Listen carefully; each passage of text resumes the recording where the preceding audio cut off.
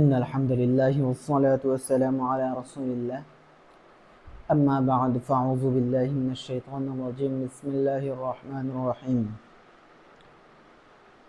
সমস্ত প্রশংসা মহান রব্বুল আলামিনের জন্য, যিনি আমাদেরকে সুস্থ রেখে সবল রেখে আজকের এই ক্লাসে উপস্থিত হওয়ার জন্য তৌফিক দান করেছেন। সেজন্য শুকরিয়া আদায় করি আলহামদুলিল্লাহ। হাজারো দরুদ ও সালাম পেশ করি প্যারা নবী শেষ নবী হযরত মুহাম্মদ সাল্লাল্লাহু আলাইহি ওয়াসাল্লামের উপর। আজকে আমরা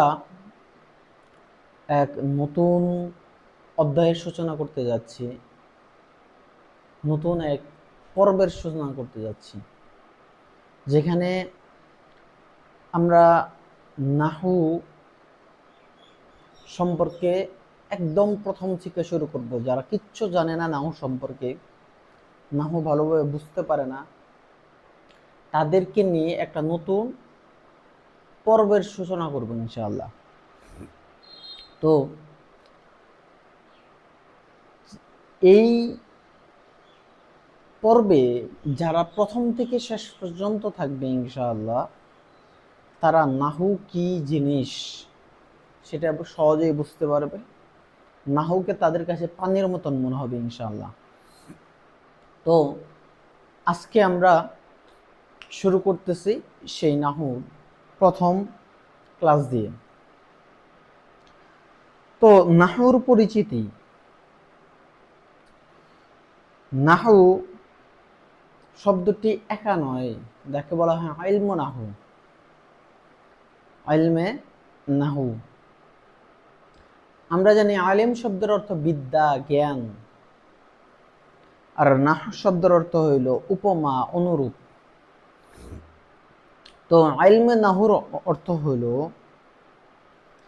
এমন কতগুলো নিয়ম জানার নাম, যে নিয়ম কানুন দ্বারা ইসম, ফেল, হরফ এই তিন প্রকারের কোনটি মুআরাব কোনটি মাবনি তা জানা যায়, এবং এক কালিমা অপর কালিমার সাথে একত্র হওয়ার অবস্থান সম্পর্কে বিস্তারিত জানা যায়। তাহলে নাহু এমন এক জ্ঞান, ইলমে নাহু এমন এক জ্ঞান যেটা জানলে ইসম, ফেল, হরফের কোনটা মুআরাব হবে কোনটা মাবনি হবে এটা জানতে পারবো। এক কালেমার সাথে অপর কালেমার সম্পর্ক জানতে পারবো। পরে ইলমে নাহুর বিষয়বস্তু ও আলোচ্য বিষয়। ইলমে নাহু দুটা বিষয় নিয়ে আলোচনা করে, একটা হলো কালেমা আর একটা হলো কালাম। একটা হলো শব্দ আর একটা হলো বাক্য। তাহলে ইলমে নাহু কয়টা বিষয় নিয়ে আলোচনা করে? দুইটা বিষয় নিয়ে আলোচনা করে। তো তাইলে ইলমে নাহু বিষয়বস্তু আমরা জানলাম। ইলমে নাহু কেন প্রয়োজন, কেন শিখব, কেন জানবো? ইলমে নাহু এই জন্য জানবো যে এটার মাধ্যমে আরবি ভাষা শুদ্ধভাবে পড়া যায়, আরবি ভাষা কিভাবে শুদ্ধভাবে লিখতে হয় তা জানা যায়, আরবি ভাষা কিভাবে সহজে শুদ্ধভাবে আয়ত্ত করা যায় সেটা উপলব্ধি করা যায়, আরবি ভাষার শব্দ চয়ন, আরবি ভাষার যাবতীয় বিষয়গুলা এর থেকে জানা যায়। তো সবই বুঝলাম, কিন্তু ইলমে নাহু এর উৎপত্তি হলো কোথা থেকে? ইলমে নাহুর উৎপত্তি বা এর নামকরণ হলো এক ঘটনা থেকে। আমরা জানি নাহু শব্দের অর্থ নিয়ম বা পদ্ধতি বা অনুরূপ। কথক যেহেতু কথা বলার সময় আরবদের অনুরূপ নিয়ম ও পদ্ধতিকে অনুসরণ করে, তাই এই শাস্ত্রকে নাহু নামে অবহিত করা হয়। বর্ণিত আছে যে একদা হযরত আবুল আসওয়াদ দুয়ালি তাবিঈ বসরি রাহিমাহুল্লাহ জনৈক ব্যক্তিকে কোরআনের একটি আয়াত ভুল পড়তে শোনেন। আয়াতটি হলো আন্নাল্লাহা বারিউম মিনাল মুশরিকিনা ওয়া রাসূলুহু, নিশ্চয় আল্লাহ ও তার রাসূল মুশরিকদের থেকে দায়মুক্ত। আয়াতটির মধ্যে রসুলহু এর লাম বর্ণটি মূলত পেশ বিশিষ্ট, কিন্তু ওই ব্যক্তি এর লামের জায়গায় পেশের জায়গায় দিয়েছে জের। তখন এর অর্থ দাঁড়ায় নিশ্চয় আল্লাহ মুশরিকগণ ও তার রাসূলের প্রতি অসন্তুষ্ট, যা কুফরি কথা। এই শুনে হযরত আবুল আসাদ দলি রাগান্বিত হয়ে বললেন, এরূপ পড়া কুফরি। অতঃপর তিনি আলী রাদিয়াল্লাহু তাআলা আনহুর কাছে গিয়ে উপস্থিত হন এবং আরবি ভাষার নিয়ম প্রণয়নের জন্য তিনি একটা আবেদন জানান। আরবি ভাষা কিভাবে পড়বে, কিভাবে পড়লে শুদ্ধ থাকবে, সেটার একটা কি আবেদন জানান।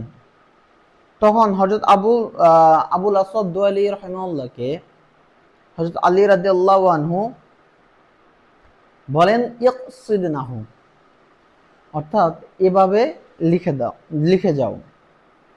তখন হযরত আবুল আসওয়াদ দোয়ালি রাহিমাহুল্লাহ তার কথা মতো কিছু নিয়ম নীতি লিখে আলী রাদিয়াল্লাহু দেখান।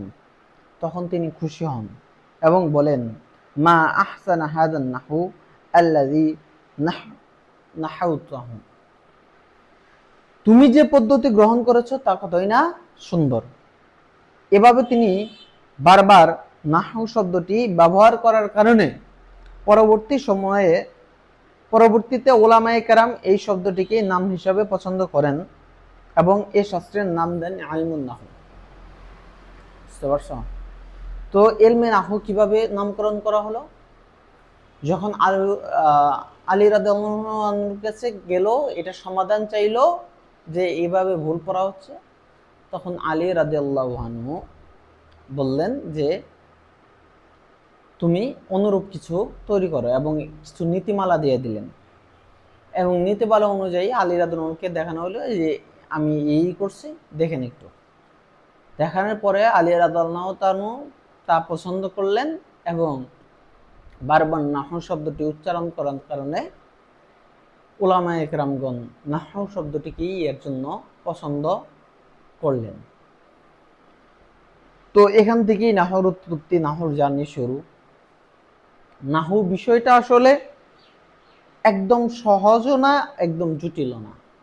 যদি আমরা মাথায় সেট করে নিতে পারি তাহলে একদম সহজ। তাহলে মাথায় একদম যদি সেট করে নিতে পারি তাহলে একদম সহজ। আমি পরবর্তী ক্লাস থেকে একদম সহজভাবে, যেন একটা বাচ্চা ছেলেও বুঝতে পারে, 5 বছরের বাচ্চা ছেলেও যেন নাহু বুঝতে পারে, সেভাবে পড়ানোর চেষ্টা করবো ইনশাআল্লাহ। তো আগামী ক্লাস থেকে নাহুর মূল পর্ব শুরু হচ্ছে ইনশাআল্লাহ। সকলেই আশা করে থাকবে এবং ভিডিওটা শেয়ার করে সকলের কাছে পৌঁছে দাও। সকলের কাছে দোয়া এবং সুস্থতা কামনা করে এবং সকল বিপদ আপদ থেকে আল্লাহর কাছে রক্ষা কামনা করে আজকের ক্লাস এখানে এসে সমাপ্তি ঘোষণা করছি। আসসালামু আলাইকুম ওয়া রাহমাতুল্লাহি ওয়া বারাকাতুহু।